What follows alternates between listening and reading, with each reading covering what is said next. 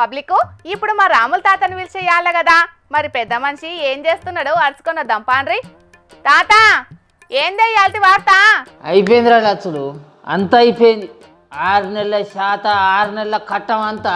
గంగార్పణం అయిపోయింది ఏమిటికిరా ఇక శాత చేసి ఇక కరస ఇక ఏం చేస్తాం మరి 20 గుంటలు అమ్ముకున్నాడే అవుతుంది ఏం చేస్తాం మరి కానీ వడ్లు వాగుల కలితేంది గొడ్లు గోదాట్లో పోతేంది అన్నట్టున్నది ఈ ముసలోని కథ ఏమో పోయినయి మునిగిని అనుకుంటా పుట్టుగా తాగుతున్నాడు ఏంది కావచ్చు ఓ తాత ఏంది అంగడి నువ్వు ఏమో ఈడికొచ్చి ఇత్తులు కచ్చకాయని దీర్ఘాలు తీస్తాను ఆడిచేదాను తీర్చేదాను అది కదా గుద్దు గిలాసాలలో మంది ఇట్లనే ఉంచుతారు కదా కూడా మూతి మీద గుద్దితే ముంగడి పనులన్నీ రాలాలే ముసలోడా చేసే కోళ్ళు విడిచిపెట్టి ఏమో పెగ్గుల మీద పెగ్గులు కొడుతున్నావు ఏమైంది చెప్పు నీకు ఏంది ఆర్తలు తీసుకురావాలన్నా అరే నువ్వేమన్నా మనిషి పుట్టుకే పుచ్చినావు అనే మాసిన ముఖం దానా ఆ ఏసీ రూమ్లో కూర్చొని కడుపుల సల్లగా అదలకుండా రాసిచ్చిన వార్తలు చదివే నీకు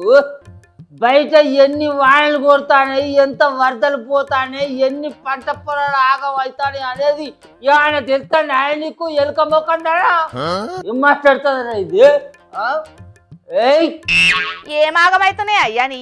రోజు బొత్తవలుగా తింటూనే ఉంటివి యాలగాంగల్నే పుట్టుగా తాగుతూనే ఉంటివి ఏం తక్కువైంది నీకు అగో ఇంత లస్కులు దాని అల్పపు మాటలు నా కాట ఏం రంది లేదు అట్లా 20 గుంటల పత్తి పెడితే ఎంత పెట్టుబడి అవుతుందో ఎరికేనా నీకు కొట్టుడు మందులకి ఎంత అవుతాయి అడుగు మందులకి ఎంత అవుతాయి కలుపు కూళ్ళకి ఎంత అవుతాయి మొత్తం పత్తిత్తులకి ఎంత అవుతాయి ఎన్ని రూపాయలు ఖర్చులు అవుతాయి అనేది ఎరికేనా ఆడటానికి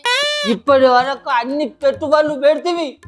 పంట చేతికి వచ్చే వాళ్ళకు ఈ వజ్రాన్ని వానలు చేయబట్టి గంగాపణం అయిపోయింది ఎంత రంది ఉంటుంది రమ్మన రైతులకు నా 2 ఎకరాల పచ్చి తాగమైంది ఇంకా వానికి ఎంత రంది ఉండాలి చెప్పు మరి మనమైనా ఏం చేస్తామే అన్నా కాలం కన్నెర చేసినప్పుడు ఎవ్వరైనా ఏం చేస్తారు చెప్పు అదే అది కాదురా లచ్చులు 7 కాలమై కరువు చేస్తాందిరా అంటున్నావు నా పత్తి చేను ఎంత ముద్దుగున్నాయిరా చెట్టు నిండా కాయలు ఇరుగా కాచేదిరా అంటున్నావు 7 ఇంకొక 10 వద్దులు అయితే పంట అంత చేను 10 కింటాల్లో పత్తెలురా ఎంత ఆమైపోయారా 7 పంట చేను ఏరా ఇక ఏం చేస్తాం మరి ఏం చేస్తాం మరి అటు పంట అంతా పోయింది అనుకుంటేనే మందెత్తున్నావు మరి ఇదో ఇంతంత ఖర్చే కాదే తాత ఏం చేయాలి మరి ఈ వారం దినాల సంజీవు ముసలు దగ్గి ఉంచినట్టు ఒకటే ముసురు ఈదురు గాలి దానికి అంత వణుకుడు పెడుతుంది మరి ఇక పంట పొలాలన్నీ ఆమె అని రంది పడకంటే వీడ రాహుల్ తాత రంది పడక ఇగో ఇంతంత మందాగాని పట్టుకొచ్చిండు కూర్చొని తాగుతాను పనులు ఏమున్నాయి ఏం చేయాలి ఈ వానలు పాడైపోను ఇంకో 2-3 వద్దులు ఉన్నాయటనే ఇక అయిపోయింది లచ్చులు అంతా అయిపోయింది ఇక ఇంకో 4-5 రోజులు ఇదే వానలు అంటే ఉన్నదంతా చేనులు చెలుకలు తిని మాయజొన్నలు వేసుకుంటే ఉత్తమం పని అదే పని మరి అప్పులో సరిపోకపోతే ఏం చేస్తాం మరి పంట పండకపోతే ఇంకా అప్పులు తీసుకొచ్చి పెడతావా ఉన్న భూములు అమ్ముకొని అప్పులు కట్టుకుందాం మరి మన రైతులకు మిగిలింది ఏమున్నది ఇక పాపం రైతులకు ఎప్పుడు చూడు ఏదో ఒక గోసనేనే తాత కాలం కాకుంటే గోసే కాలం గట్టిగా అయినా గోసే అన్ని మంచిగుంటి పంటలు వండితే గిట్టుబాటు ధర లేక గోసే ఎన్ని గోసలేనే పాపం రైతన్నలకు 7 ఏ ఒక్క రైతు ముఖంలోనే ఆనందం కానొస్తుందా లచ్చులు అసలు ఆ ఉత్సాహమే లేదు అసలు దసరా బతుకమ్మ పండుగ అంటే ఎంత దండిగా ధన సంపదగా ఉండేదిరా ఆ ఆనందం ఏ ఒక్క రైతు ముఖంలో కానిస్తలేదా అసలు రైతుల ముఖంలో నెత్తురే లేదు రాచిన అంతే అంటారా అవు ఆ అన్న అన్నట్టు ఈ 7 కాలం కరువు వచ్చింది ఇక వచ్చే 7 లేదా అనే తాత ధైర్యంగా ఉండాలి ఎన్నో చూసినోనివి నువ్వే గట్ల ధైర్యం చెడుతట్లనే 7 కాకపోతే వచ్చేడు పండదా వచ్చేడు కాకపోతే మళ్ళీ 7 పండదా అని ఏట అప్పులు తీసుకొచ్చి పెట్టుబడి పెడుతూనే ఉన్నాము,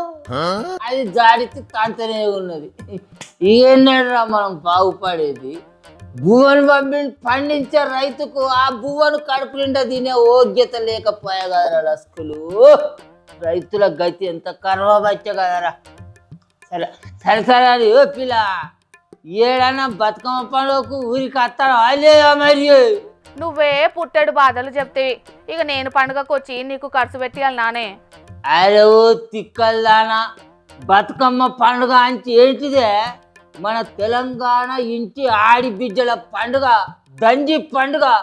అసొంటి బతుకమ్మ పండుగను దండిగా జరుపుకోం. ఆయన ఇంట్లో బియ్యపిత్తులు లేకున్నా ఊరిని కాసే తల్లికి బోనం ఎట్లయితే అండుతామో,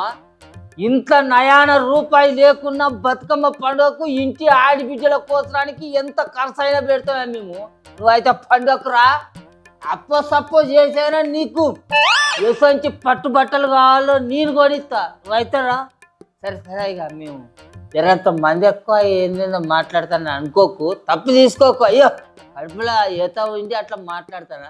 ఇక నీకు కడవార్తలు అయితే చదువుకో అనుకో. మా రాముల తాతనే కాదోల్లా, ఈ వానలు చేయంగా ఇప్పుడు చాలా మంది రైతులు కూడా మస్తు గోసపడుతున్నారు. మొదట్లోనేమో వర్షాలు లేక అవస్థలు పడితే ఇప్పుడు పొట్టు పొట్టు దంచుతున్న వానలు చేయంగా పత్తి చేనులు మొత్తం జాలు పట్టి పత్తి మొక్కలన్నీ ఎర్రబడుతున్నాయి. ఇక అటు యూరియా దొరకక కూడా ఇంత పంట నాశనమైంది. మొత్తానికైతే ఏ పంట కూడా ఆశకరం లేకుండానే అవుతున్నది. మరి ఇక ఈ వానలు ఇప్పటికైనా వెనుకకు మరి రైతులకు ఆయనతో 4 ఇత్తులన్న దక్కేటట్టు చేయాలని ఆ వర్ణదేవుణ్ణి మన జోర్దార్ తరపున కూడా చేతులెత్తి మొక్కుతున్నాం.